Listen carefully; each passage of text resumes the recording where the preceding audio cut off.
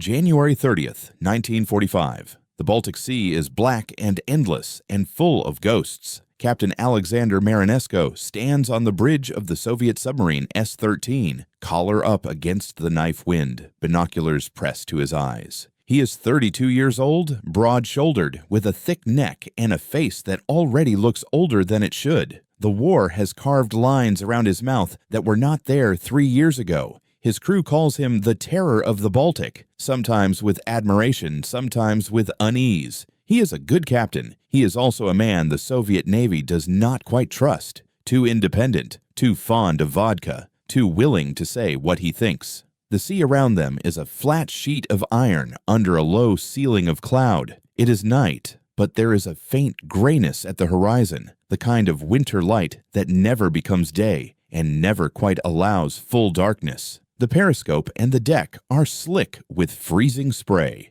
The temperature is low enough that every breath feels like inhaling glass. The radio reports for the day were clear. The Germans are evacuating the East Prussian coast. Operation Hannibal, the largest maritime evacuation in history. Hundreds of ships, soldiers, officers, nurses, civilians, women, and children. The Red Army is closing in on Königsberg and Danzig. The German command is trying to pull out anyone it can. To the Soviet command, every ship is a legitimate target. The German military is still fighting. Every man they save today can shoot a Soviet soldier tomorrow. Marinesko lowers the binoculars and rubs his eyes. He has not slept properly in 2 days. The orders for S-13 are simple and brutal. Intercept enemy shipping. Sink everything flying the swastika. Show no mercy. He has read the message twice. There is nothing between the crisp typed lines about refugees or hospital ships. Nothing about mercy at all. Below decks, the submarine smells of oil, sweat, and unwashed bodies.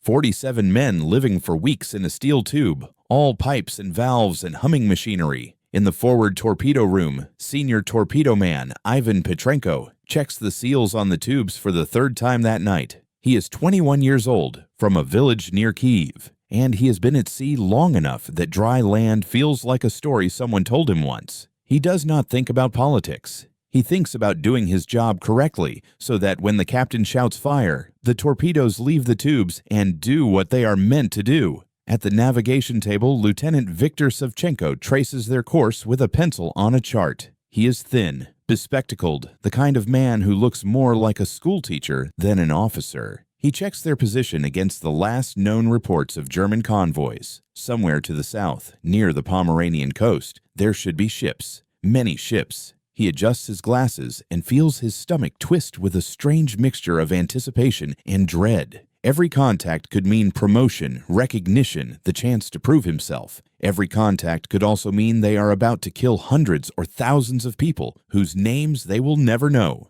700 kilometers to the west, in the port of Gottenhafen, a 14-year-old girl named Lotte Weiss stands in a long line on the frozen dock, clutching her little brother's hand so tightly that his fingers are numb. Her breath hangs in the air in thick white clouds. Her cheeks are red from the cold. Her hair is tucked under a woolen cap that used to belong to her father. Her father is not with them. He is somewhere on the Eastern Front, or dead, or in a Soviet camp. The last letter they received from him was 6 months ago. Lotte's mother stands on her other side, face expressionless, eyes sunken from fatigue and hunger. Around them are hundreds, maybe thousands of people, women in threadbare coats, old men leaning on walking sticks, children crying or staring blankly at the sea. All of them are waiting to board the same ship, the Wilhelm Gustloff, a former cruise liner turned accommodation ship turned evacuation vessel. It looms at the dock like a gray cliff, lights glowing in every porthole, gangways extended like the arms of some enormous beast. Lotte has heard rumors. Some say the ship is already overloaded. Some say it will sail tonight, no matter how many people squeeze on. Some say the Soviets are near and will shell the port. Some say the Royal Air Force will bomb the ship as soon as it leaves harbor. Rumors swirl in the crowd like the snowflakes beginning to fall. She does not know what to believe. All she knows is that here on the dock, they are cold and hungry and afraid. On the ship, there might be warmth. There might be food. There might be safety on the other side of the Baltic. Near the head of the line, a young Kriegsmarine radio operator named Ernst Keller checks his papers again for the third time in as many minutes. He is 19, uniform too big for his frame, face too smooth for the hardness in his eyes. He was assigned to the Wilhelm Gustloff 2 weeks ago. Before that, he served on a torpedo boat. Before that, he was in school. It feels like several lifetimes have passed between those points. He glances up at the hull of the ship. The name is painted in large black letters under the bow. Wilhelm Gustloff, named after a Nazi functionary assassinated in 1936. Once this ship carried party faithful and vacationers on cruises to Norway. Now it carries wounded soldiers, nurses, members of the Kriegsmarine, and as many refugees as they can cram into every available space. Ernst knows the official manifest, around 6,000 people according to the paperwork. Everyone on the dock knows the real number will be far higher. Back in the Baltic, hours north of Guttenhafen, S-13 runs on the surface, diesel engines throbbing under the captain's boots. The horizon is empty in every direction. The sea looks dead. Marinesco feels the familiar itch of frustration. The war is in its final year, and every patrol without contact feels like wasted time. He glances at Savchenko's chart again. We should be in their path by now. Comrade Captain, Savchenko says quietly. If they left Guttenhafen when the report said, they will come through this sector tonight. If. The word hangs between them. War is made of ifs and almosts. If the convoy is delayed. If the intelligence is wrong, if the weather changes, if the engines fail. S-13 has had its share of mechanical problems. Marinesco has had his share of disciplinary issues. He knows there are officers in Leningrad who would be pleased to see him fail, to see him miss his chance. He decides he will not miss. Full dark comes early in the Baltic winter. The lookout on the bridge, Seaman Pavel Kravchenko, stamps his feet to keep the blood flowing. His fingers are numb inside his gloves. He scans the horizon mechanically, trying to ignore the sting of sleet on his face. At first, he dismisses the faint glow as a trick of his eyes, a smear of light at the edge of vision. He blinks, squints, raises his binoculars. Comrade Captain, he says, I have something. Bearing 210. Marinesco snaps his own binoculars up. At first, he sees nothing. Then his eyes adjust, and he sees it. A smear of pale orange against the black. Not lightning, not a reflection. Light from portholes and deck lamps diffused by mist. A ship. No, more than one. Several points of light strung across the horizon like a broken necklace. Contact, he says. Voice low but steady. He feels his heartbeat speed up. His mouth goes dry. Sound the alarm. The siren wails through the submarine, a rising metallic howl that snaps every man downstairs into focus. Conversations cut off. Card games abandoned. Men jump to their duty stations. The relaxed, bored atmosphere of the last hours disappears as if someone has flipped a switch. Now everything is urgency, controlled, and practiced. Dive to periscope depth, Marinesco orders. Engines to electric. Maintain bearing. The ballast tanks flood. The boat shudders, then tilts as it slides under the surface. The roar of the diesels cuts off abruptly, replaced by the quieter hum of the electric motors. The world outside becomes muffled. The hull creaks softly as pressure increases. The air feels thicker. Men breathe shallower without even noticing. In the periscope well, Marinesco grips the handles as the instrument rises. Water sheets off the lenses. He presses his face to the rubber eyepiece and sweeps slowly, east to west. There, the lights resolve into shapes. One enormous ship in the center, flanked by smaller escorts. He sees the distinct stacked decks of a passenger liner. He counts masts, funnels, lifeboat silhouettes. His mind clicks through the recognition manuals he studied years ago. She is large, perhaps 20,000 tons. Civilian lines, but he can see anti-aircraft guns on the decks. He can see gray paint over what might once have been white. Naval crew moving along the railings. To him, this means one thing. Target. Range estimate, he says. Savchenko studies the scope bearing and the last sonar ping, does the mental math. Approximately 12 cables, Comrade Captain, 2,200 meters, speed 8, maybe 9 knots. Petrenko, in the forward torpedo room, hears the muffled commands through the metal. He runs his hand over the cold skin of the torpedoes in their tubes. 4 ready forward, 2 ready aft. Warheads armed, compressed air systems checked. He crosses himself quickly when no one is looking. Old habit, forbidden and completely necessary. On the bridge of the Wilhelm Gustloff, Captain Friedrich Petersen stands with his hands clasped behind his back, pretending not to notice the tension in his officers' faces. The sea is rough, but the ship is old and solid. It plows through the waves with steady, stubborn force. The lights are on. That, more than anything else, makes him uneasy. He argued to run dark, to turn off all portholes, all deck lighting, to reduce speed and zigzag. That is what the U-boat manuals say. That is what he learned in the previous war when he was a young officer on a different ship with a different flag. But there are too many people packed into every passage, every cabin, every hold. Air is already stale and close. The order came from higher up. Lights on, heat on. No zigzag. We cannot risk panic among the refugees. We will rely on escorts and faith. He does not have much faith left. In a stairwell below deck, Lotta grips the railing as the ship rises and falls. The air is thick with the smells of unwashed bodies, wet wool, and fear. Voices murmur around her in overlapping layers. Someone is praying. Someone is telling a child to be quiet. Someone is laughing too loudly at something that was not funny. Her little brother, Hans, leans against her side, half asleep on his feet. He is 8. He has not spoken much since they left their home near Danzig. He saw too many dead bodies on the road. Lotta has given up trying to make him talk. She just keeps holding his hand. "Do you think Papa will find us in the west?" he whispers suddenly, so quietly she almost does not hear. Yes, she lies. Of course. He knows we are going to Kiel. He will meet us there. She does not know where they are going. She only knows that the ship's loudspeakers mentioned a destination when they cast off, but she could not hear it over the roar of the crowd. It does not matter. Anywhere is better than the path of the Soviet advance. That is what everyone says. Back in the control room of S-13, the atmosphere has sharpened into diamond hardness. Every man is at his station. Every eye is on the captain or the instruments. The only sounds are the quiet hum of the motors, the occasional hiss of air, the soft clack of a valve. She is not alone, Savchenko says quietly. 2 small ships, one ahead, one astern. Likely escorts, perhaps armed trawlers. We do not care about the small ones, Marinesko says. We care about her. He does not say that this could be the biggest kill in the history of the Soviet submarine fleet. He does not say that his career, his honor, and perhaps his freedom hang on what happens in the next few minutes. He does not say that he can feel sweat running down his back despite the cold. He watches the ship through the periscope again. She is closer now. He can make out individual figures moving along the railing. He cannot hear them from here, cannot see their faces, but he knows with absolute certainty that there are soldiers on that ship.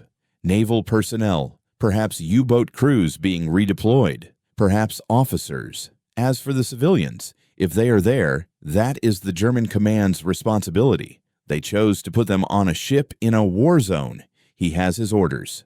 Range 1,800 meters, Savchenko says. Angle on the bow, 30 degrees port. Perfect firing position. Petrenko wipes his palms on his coveralls. His heart is pounding. He whispers under his breath without quite realizing it. Let them run true. Let them run true. Prepare to fire a full spread, Marinesko says. 4 forward. Torpedo depth 3 meters. Pistol setting impact. Target midships and aft. Comrade Captain, Savchenko says hesitantly. If she is carrying civilians, Marinesko cuts him off. If she is carrying soldiers and officers and we let her pass, how many of our people will they kill later? How many of our civilians have already been killed by men on ships like that? We are not here to waste souls. We are here to sink enemy tonnage. Make your calculations. Savchenko swallows hard and nods. A part of him wants to argue. Another part of him, the part that has seen villages burned and heard stories from the front, stays silent. He returns to his tools. In a cramped cabin just off one of the main corridors, Ernst Keller sits on a bunk with his back against the wall, radio headset around his neck, taking a short break from monitoring the airwaves. The room is overcrowded, 7 men in a space meant for 4. 2 are dozing. One is writing a letter by the dim light of a shaded lamp. Another is cleaning his boots with a dirty rag, as if that still matters. Ernst pulls a folded photograph from his pocket. His parents in Hamburg, standing in front of their bakery, smiling in a way that feels like it belongs to another century. He wonders if the bakery is still standing, if they are still alive, if there will be a city to go back to when this is all over. He tells himself they are safe. He tells himself the British cannot bomb every building. He tells himself a lot of things he does not believe. Someone jokes that once they reach Kiel or Stettin, they will find a warm bed and a hot meal, and women who still smile. The others laugh weakly. They all know the war is lost. They all know this voyage is not about victory anymore. It is about survival, a chance to live long enough to see peace, whatever that looks like. The man writing the letter pauses and says, "At least we are on a big ship. The small boats are the ones that get torpedoed. Everyone knows that. U-boats go after convoys, not liners." Ernst does not correct him. In S-13, the final preparations are complete. "Forward torpedo room ready," Petrenko reports. "Tubes 1 through 4 loaded and flooded. All systems nominal." Marinesko takes a breath. This is the moment. All the training, all the patrols, all the near misses, it all compresses into the next 30 seconds. Torpedo 1. Fire. Petrenko yanks the lever. There is the deep, mechanical thump as the compressed air pushes the torpedo out of the tube. The boat shudders slightly. A second later, the indicator light flips from loaded to empty. Torpedo 2. Fire. Another thump. Another tremor. The men can visualize the deadly cylinders slicing through the dark water now, their propellers churning, leaving invisible trails of bubbles. Torpedo 3. Fire. Torpedo 4. Fire. All 4 away, Petrenko says. His voice is tight. Marinesko takes one last look through the periscope, then lowers it. He does not need to see the target now. The torpedoes will either find their mark or they will not. Down periscope. Take us deeper. 30 meters. Hard to port. Bring us away from her track. The submarine begins its turn, tilting slightly. The men stand steady, out of habit, adjusting their stance without thinking. No one speaks. Somewhere in the boat, a drop of condensation falls from a pipe and hits the deck with an absurdly loud plink. Savchenko glances at the clock on the bulkhead. He counts silently. 20 seconds. 30. 45. He knows the approximate running time at this range. He knows when to expect impact if the calculations were correct, if the enemy does not change course, if the torpedoes are not dudes. On the Wilhelm Gustloff, Lotte is finally dozing on her feet when the ship shudders. A deep, unnatural vibration runs through the metal under her boots. The lights flicker. Someone nearby gasps. Someone else says it is just the engines. The second impact is not subtle enough to misinterpret. It is a wet, ripping explosion that slams through the hull like a hammer. The floor jumps. The lights go out completely. People scream. A distant, terrible tearing sound echoes from below, as if the ship itself is crying out.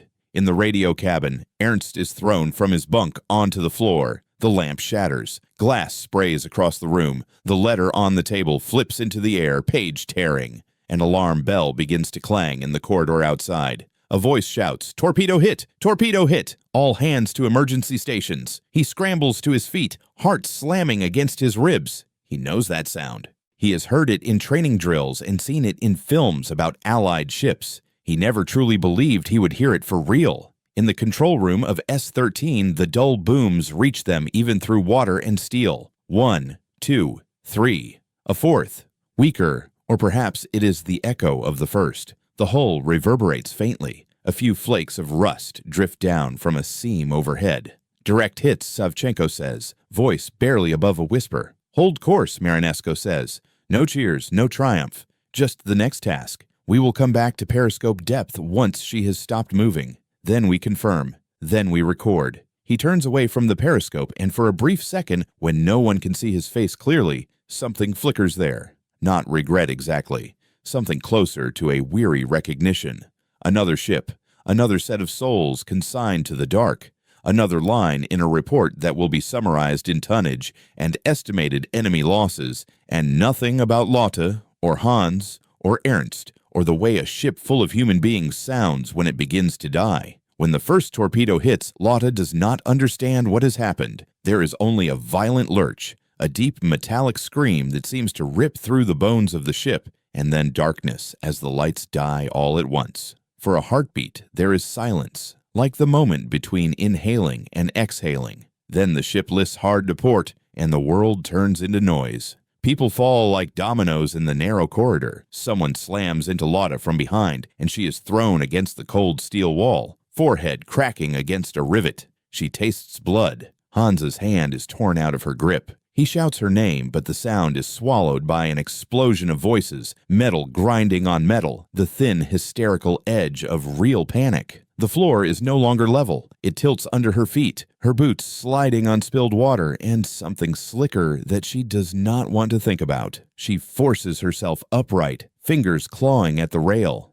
The air smells different now. Hot metal, smoke, and a faint, acrid tang she will later learn is cordite. People are shouting directions that contradict each other. Up, down, to the lifeboats, to the mustering stations, away from the lower decks, back to the cabins. A child is crying somewhere close, a high, keening wail that cuts through everything. "Hans!" she shouts, but her voice comes out thin and raw. "Hans, where are you?" She drops to her knees, hands sweeping blindly across the slanted deck, fingertips colliding with shoes, with someone's bare ankle, with a dropped suitcase bursting open to spill clothing, and a doll with one eye missing. No Hans.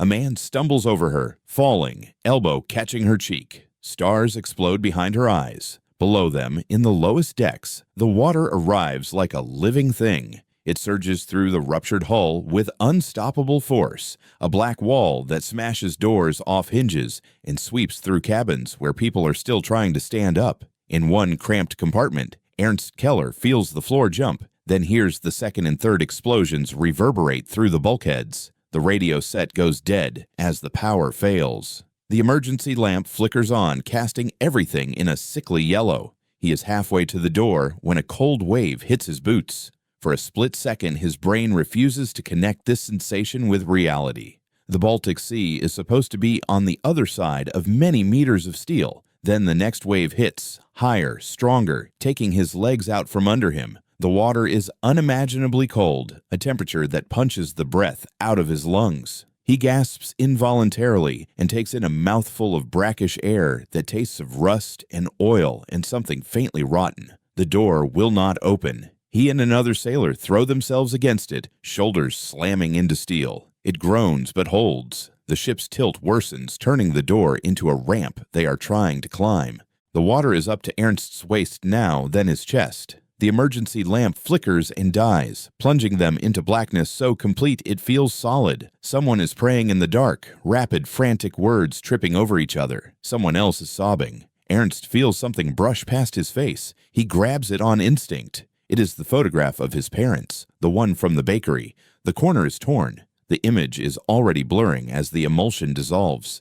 His fingers go numb. His chest burns. There is no more air. He holds the photograph to his chest, though he knows it makes no difference now. On the upper deck, meters above Ernst's drowning world, Lotta manages to get to her feet by clinging to the rail. The corridor is a crush of bodies, all moving in the same direction, toward a staircase that suddenly seems far too narrow. Her mother appears out of the chaos, face white, eyes wide but focused in that way that means she has made a decision. She grabs Lotta by the shoulders. "You have to move," she says, voice low and urgent, almost calm against the surrounding hysteria. Get up those stairs. Do not stop for anything. Do not look back." "Hans," Lotta says. Her throat is closing. She cannot see him anywhere. A part of her mind is already screaming that this means something. Her mother's fingers dig into her arms. "I will find him. You hear me? I will find him and bring him. You keep moving. If you stop, we all die." Lotta knows this is probably a lie. She also knows there is no other choice. The crowd surges, and her mother is already being dragged away, carried by the human tide toward the stairwell. Lotta is pushed with them, her feet barely touching the ground. She hears something behind them, a sound that is not a voice, not machinery, but a new kind of roar. Later, she will realize it was the Baltic rushing fully into the lowest decks, the ship taking on thousands of tons of water in seconds. On the bridge, Captain Peterson feels the ship listing further and knows, in the private corner of his mind where honesty still lives, that they are not going to save her. Too many compartments have been breached. The weight of the sea is too much. He barks orders anyway. Damage control. Get people to the boats. Send the SOS. Even as he speaks, he can see through the bridge windows that some of the lifeboats are hanging at crazy angles, davits twisted by the explosion. Others are crammed with people already, overloaded silhouettes against the dark. Below the surface, 30 meters down and several hundred meters off the starboard beam of the dying ship,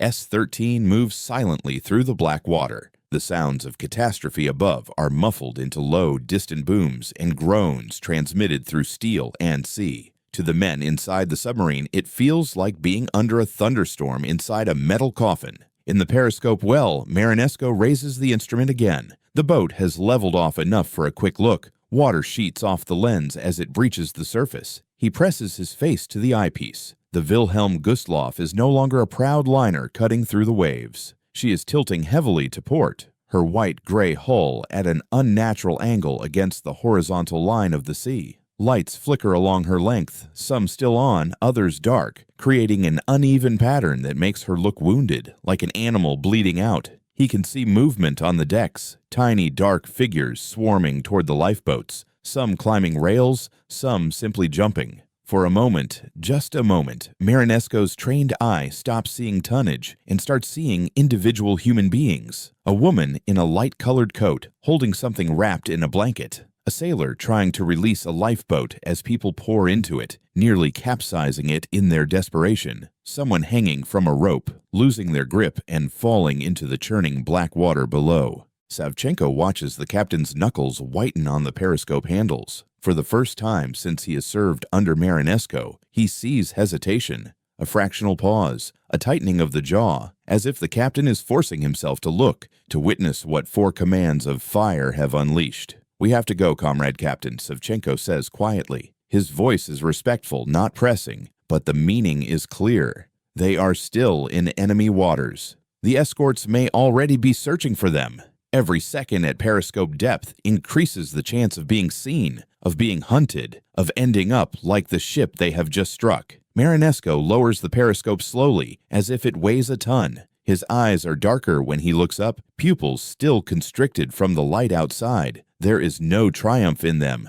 no satisfaction, just the familiar flatness of a man who has learned to stack certain thoughts in a locked room in the back of his mind and never, ever open the door if he wants to keep functioning. "Course 180, he says. "Take us deeper. 50 meters. Silent running." The orders are routine. The execution is flawless. Valves turn. Motors hum more quietly. The boat angles down, away from the dying ship. The sounds of destruction above grow even fainter, swallowed by depth and distance. In the forward torpedo room, the men exhale in a collective blur of breath they did not know they were holding. Petrenko leans his forehead against the cold steel of the now empty tube. 4 eels, he murmurs under his breath, the old sailor's nickname for torpedoes. 4 eels, 4 hits. It is the kind of performance that earns medals. That will look perfect on paper. He inhales, and for a second swears he can smell something under the usual sense of oil and metal and stale air. Salt? Yes, always that. But something else too. Something like wet wool. Like open sea poured suddenly into enclosed spaces. It is probably his imagination.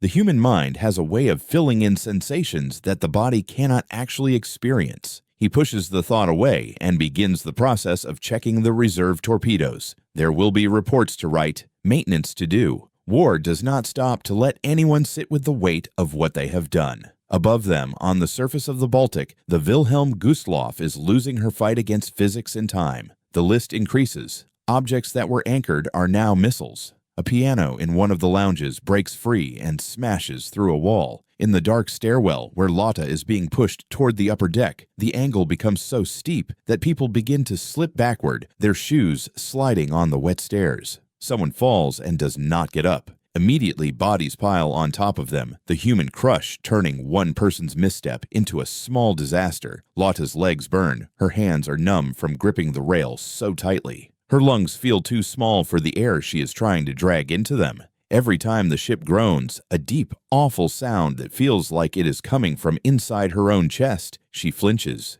She keeps moving only because the weight of the people behind her leaves her no choice. If she stops, she will be trampled. If she falls, she will vanish. At one point she sees, out of the corner of her eye, a little boy about Hans's age pinned against the wall, his mouth open in a sound she cannot hear over the roar. His eyes meet hers for a second, huge and wild. Then the crowd shifts and he is gone. She will never know if he was Hans or some other child. That uncertainty will sit in her heart for years like a stone. On the boat's outer decks, the cold air knifes into wet clothing, stealing heat in seconds. People fumble with lifeboat ropes, fingers clumsy from cold and panic. Some boats are launched too fast, slamming into the side of the ship and spilling half their occupants into the sea. Others never make it to the water at all, frozen davits refusing to move. The Baltic awaits dark and indifferent, swallowing each new splash without comment. Far below, in the steel skin of S-13,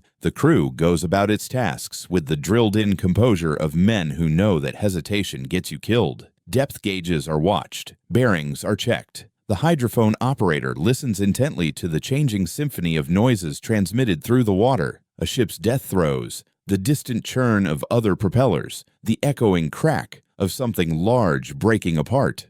"What do you hear?" one of the younger sailors whispers, unable to stop himself. The hydrophone operator closes his eyes for a moment. It is easier to interpret the sounds that way. "Steel tearing," he says finally. "Bulkheads failing. She is breaking up." "Do you hear people?" the younger man asks before he can stop himself. The question hangs in the air like something forbidden. "No," the operator says. He does not add that if the sound of that many people screaming could penetrate 30 meters of water and a steel hull, it would probably drive them all mad. In the captain's small cabin, which smells faintly of tobacco and damp wool, Marinesco will later sit alone with a bottle he is not supposed to have and a report he is required to write. He will compose the phrases that turn what he has just done into something clean and commendable. Enemy liner, estimated tonnage, number of torpedoes expended, number of observed hits, probable loss of life expressed as a range, a line of numbers on a page. He will not write about the woman with the bundle in her arms, or the sailor who fell from the rope, or the way the ship's lights flickered as she rolled, but that is later. For now, S-13 slips away into the dark, a small steel predator leaving behind a wound in the surface of the sea that will close in a matter of hours, leaving only debris and oil slicks and a few bobbing lifebelts to mark where, on a winter night in 1945, thousands of lives ended in cold water while the war ground on, indifferent to their names. February 1st, 1945. 2 days after the sinking, the Baltic has already swallowed most of the evidence. The oil slicks are thinning, torn apart by wind and waves. Debris has drifted toward the Pomeranian coast, scattering the story into pieces that wash up on beaches where villagers pick through wreckage without knowing what ship it came from or how many people screamed as it went down. A few lifebelts bob on the gray surface, empty now. The cries that filled the night have faded into the same silence that always follows catastrophe. The war moves on. It always moves on. On the deck of a small German minesweeper pressed into rescue duty, a petty officer scribbles in a logbook with half-frozen fingers. He notes the time, the coordinates, the number of survivors pulled from the water. 32 from one lifeboat, 11 from another. A child found clinging to a piece of wood, barely alive, skin the color of wax. Next to that last entry, he draws a thin line, hesitates, then writes one word, unidentified. That child is Lotta. She does not remember being hauled from the water. Later, people will tell her that she was barely conscious, that her hands would not unclench from the wood scrap even after they pried her free, that she bit the sailor who tried to take it from her until someone realized she was not fighting them. She was holding on to the last solid thing in a world that had turned to liquid beneath her feet. Her first clear memory after the sinking is of heat that feels wrong. Not the gentle warmth of a blanket at home, but the scorching, almost painful blast of air from a heater on the rescue ship, aimed at her legs and arms while hands rub them with rough cloth. Her skin burns and then goes numb. Someone is talking over her, voices using words like hypothermia and frostbite and maybe. Someone says, if she lives through the night, she might keep the feet. Someone else says, and if she does not, there are plenty more like her. She opens her eyes and sees a low metal ceiling, pipes running along it. The smell is oil and smoke and too many people in too small a space. For a second, she thinks she is back on the Wilhelm Gustloff. Panic flares in her chest. She jerks upright, gasping, eyes wide. A hand presses gently but firmly on her shoulder. "Easy," a man says. "You're safe. You are on a minesweeper. The big ship is gone." His German is accented. Austrian maybe. His face is lined, older than her father, but his eyes are strangely soft for someone wearing a Kriegsmarine uniform. He holds out a tin cup. "Here, drink." The liquid inside is hot and bitter, coffee or something pretending to be it. She sips and feels life crawl back into her chest in tiny increments. The man watches her. "Name," he says gently. "Do you remember your name?" "Lotta," she says. Her voice sounds like it belongs to someone else. "Lotta Weiss." "Family?" he asks. She swallows. "My mother, my brother, Hans. They were with me on the ship." The man's eyes flick away for a moment. He does not say, "I am sure they are fine." He has seen the sea. He has seen what it does. He just nods slowly. "We will check the lists," he says. "For now, you rest."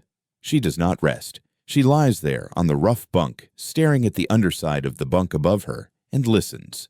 To the groans, to the muffled weeping, to the occasional scream that bursts out of someone's throat before they can clamp it down, to the footsteps of the crew as they move around the ship, doing the work of keeping this smaller vessel afloat in a sea full of the dead. 3 decks and thousands of kilometers away, in a naval headquarters room with high ceilings and frost on the inside of the windows, a Soviet admiral reads a brief report and grunts with something like satisfaction. Enemy liner sunk in Baltic. Estimated tonnage, over 20,000. Probable enemy personnel carried, naval, army, party officials, so many. The number of torpedoes expended, 4. Estimated casualties, several thousand. He underlines that last phrase with his pencil. Then he writes the name of the captain in the margin, S-13, Marinesco. This is the kind of result that looks good in communiques, the kind of result you can mention in speeches and messages to the front.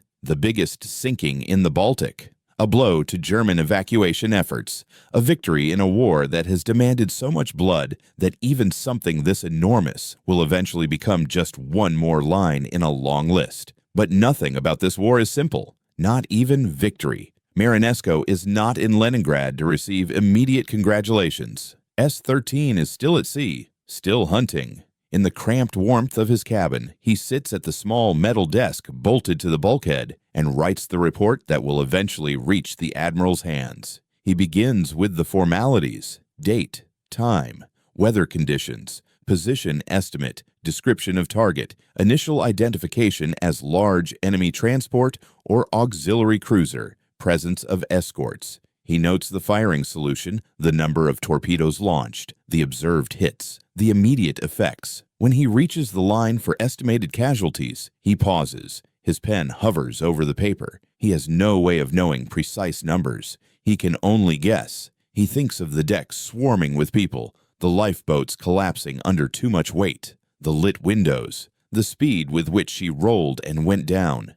He writes, at least several thousand. He does not write about the woman with the bundle, or the falling sailor, or the way the ship's lights looked like eyes closing as she rolled. Those are not required details. The Navy wants numbers and tonnage, not ghosts. He finishes the report, signs it with his name and rank, hands it to Savchenko to encode for transmission. Then he sits back and stares at the wall for a long time. He is not a man inclined to sentiment. His peers would not call him soft. He has seen enough in this war to know that mercy is a luxury most soldiers do not get, but he is also not blind. He knows what he has done.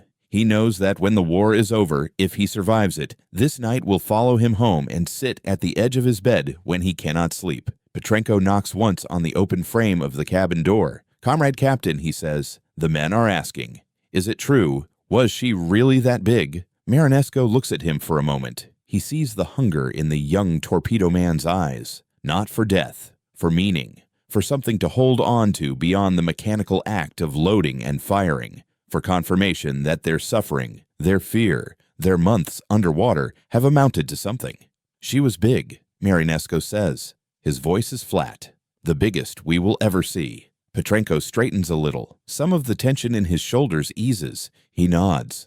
"Thank you, comrade captain." Marinesco watches him go and wonders, not for the first time, whether telling the truth would help or hurt more. He could say, "We killed soldiers who would have killed our people." He could say, "There were children on that ship too."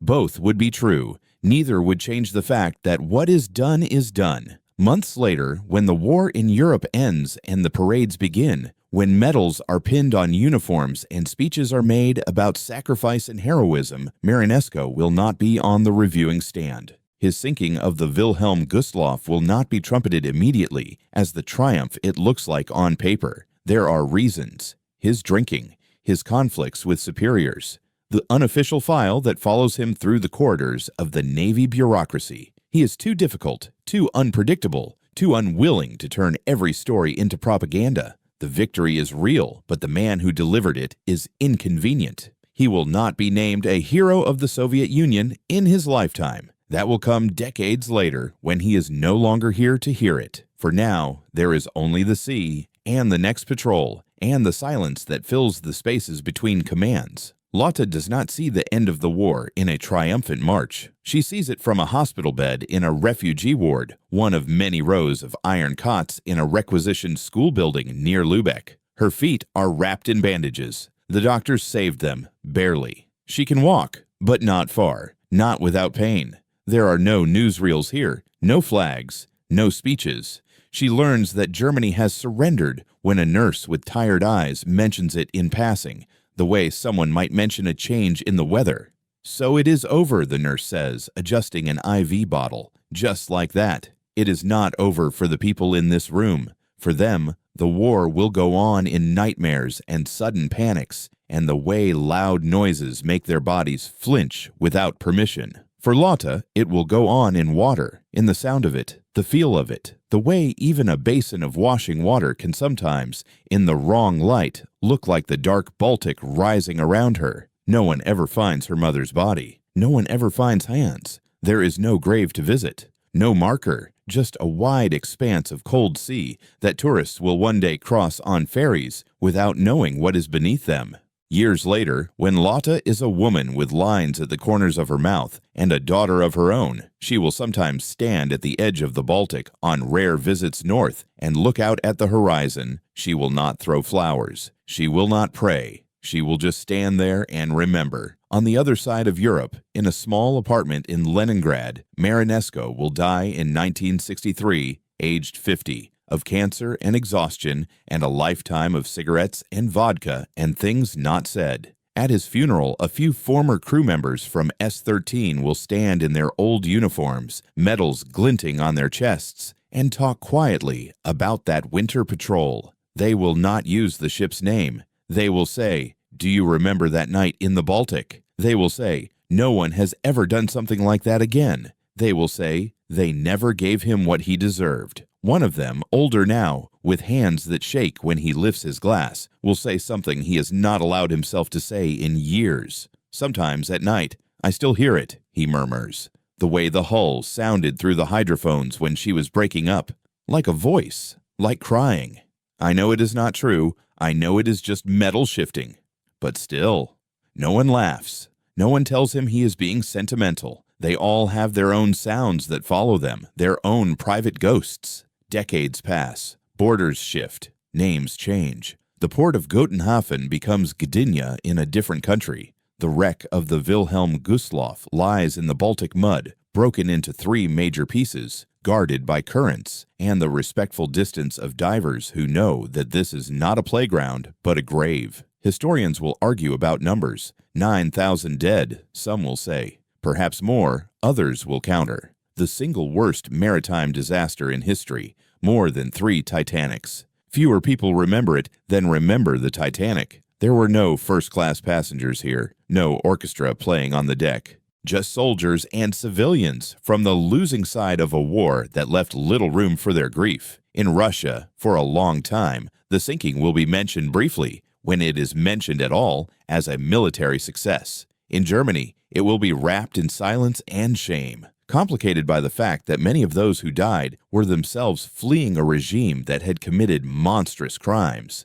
There are no clean narratives here, no simple victims, no simple villains, just people caught in the machinery of history. Eventually, someone will make a documentary. There will be archival photographs, maps, animated diagrams of torpedo tracks. There will be interviews with survivors who are old now, their memories sharpened in some places and faded in others. There will be black and white shots of the Baltic, waves rolling over an invisible graveyard. Maybe, in one of those interviews, an old woman with a scar on her forehead will say, "I was 14. I lost my mother and my little brother that night. I do not hate the men in the submarine. They were soldiers like we were. We were all just trying to survive. But I want people to know that we were there, that we existed, that we were not just tonnage on a page." In another country, a declassified file will finally award a long-dead submarine captain the title of hero, decades too late for him to hear it. His name will be spoken with pride by people who know only the line in the history book and not the sound in the hydrophones that still wakes his crew in the small hours of the night. The Baltic will go on being itself. Cold in winter, gray and placid in summer, ferries and cargo ships tracing lines across its surface, unaware of the ghosts below. The sea does not care who was right and who was wrong. It remembers all of them the same way, as weight, as rusting steel, as bones. War stories are often told as if they belong to nations, to leaders, to arrows on maps. The sinking of the Wilhelm Gustloff refuses to fit neatly into that kind of story. It sits in the uncomfortable place where justified military action and mass civilian death overlap, where victory and atrocity share the same cold water. In the end, what remains are not the neat lines in reports, not the speeches, not even the medals eventually pinned on jackets in ceremonies years after the fact. What remains are the small human details: a girl's hand losing its grip on her brother's, a photograph dissolving in black water, a captain's fingers whitening on a periscope handle as he forces himself to look at what he has done. These are the things that survive when the noise of guns has faded, when flags have changed, when no one alive remembers the exact orders given on a winter night in 1945. These are the things that make the difference between a statistic and a story.